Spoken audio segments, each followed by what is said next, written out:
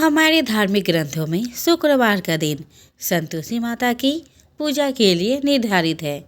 अत्यंत ही सरल, आसानी से प्रसन्न होने वाली संतोषी माता का व्रत हर तरह से गृहस्थी को धन धान्य, पुत्र, अन्न, वस्त्र से परिपूर्ण रखता है और माँ अपने भक्त को हर कष्ट से बचाती है। संतोषी माता की व्रत कथा। बहुत समय पहले की बात है। एक बुढ़िया के 7 पुत्र थे। उनमें से 6 कमाते थे और एक निकम्मा था। बुढ़िया अपने 6 बेटों को प्रेम से खाना खिलाती और 7वें बेटे को बाद में उनकी थाली की बची हुई जूठन खिला देती थी। 7वें बेटे की पत्नी इस बात से बड़ी दुखी थी क्योंकि वह बहुत भोला था और ऐसे बातों पर ध्यान नहीं देता था। एक दिन बहू ने जूठा खिलाने के बाद अपने पति से कही। पति ने सिर दर्द का बहाना कर रसोई में लेटकर स्वयं सच्चाई देख ली। उसने उसी क्षण दूसरे राज्य जाने का निश्चय किया। जब वह जाने लगा तो पत्नी ने उसकी निशानी मांगी। पत्नी को अंगूठी देकर वो चल पड़ा। दूसरे राज्य पहुंचते ही उसे एक सेठ की दुकान पर काम मिल गया और जल्दी ही उसने मेहनत से अपनी जगह बना ली। 2 शुक्रवार बीतते ही उसके पति का पता और पैसा दोनों आ गए।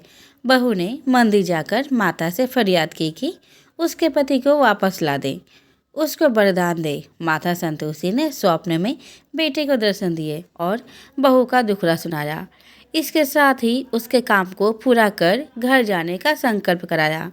माता के आशीर्वाद से दूसरे दिन ही बेटे का सब लेन देन का काम काज निपट गया और वहाँ कपड़ा गहना लेकर घर चल पड़ा।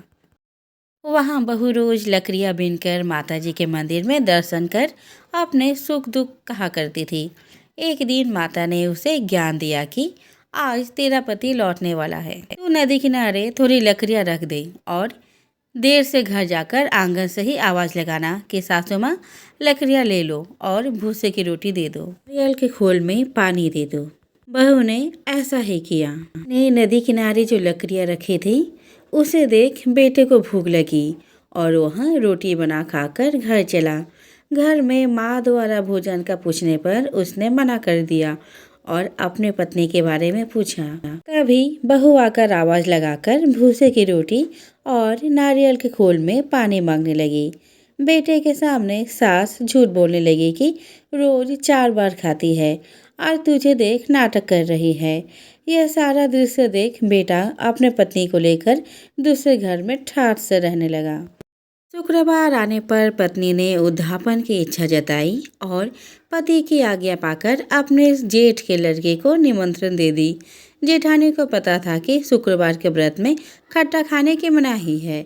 उसने अपने बच्चे को सिखाकर भेजा कि खटाई जरूर मांगना। बच्चों ने भरपेट खीर खाई और फिर खटाई की रट लगाकर बैठ गए।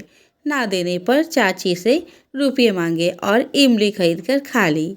इससे संतोषी माता नाराज हो गई और बहू के पति को राजा के सैनिक पकड़ के ले गए। बहू ने मंदिर जाकर माफी मांगी और वापस उद्यापन का संकल्प लिया। इसके साथ ही उसका पति राजा के यहाँ से छूटकर घर आ गया।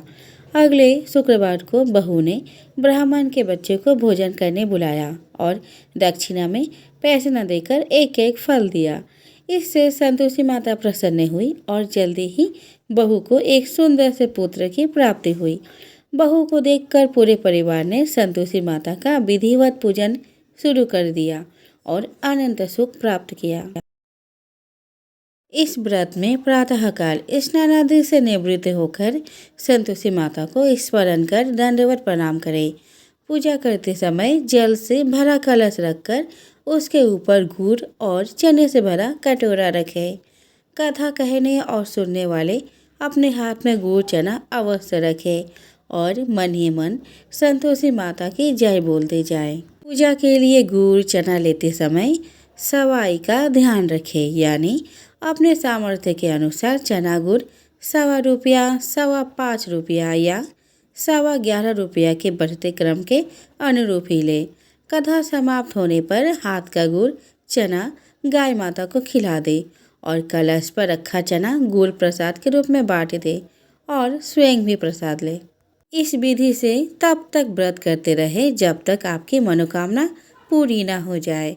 मनोकामना पूरी होने पर उद्यापन अवश्य करे। उद्यापन के लिए 2.5 सेर खाजा, मोयनदार पूरी, खीर, चने की सब्जी और नैवेद्य रखे। घी का दीपक जलाकर संतोषी माता की कथा कहे। जयकारा लगाकर नारियल फोड़े। इस दिन घर में कोई खटाई न खाए, ना ही किसी को कुछ भी खट्टा दे। इस दिन 8 लड़कों को भोजन कराएं। लड़के अपने कुटुंब के हो तो अच्छा, ना हो तो ब्राह्मण बालकों, रिश्तेदारों, पड़ोसियों के लड़कों को बुलाए। भोजन कराकर यथाशक्ति दक्षिणा दे, जिसमें पैसों के स्थान पर कोई फल देना अधिक अच्छा होता है।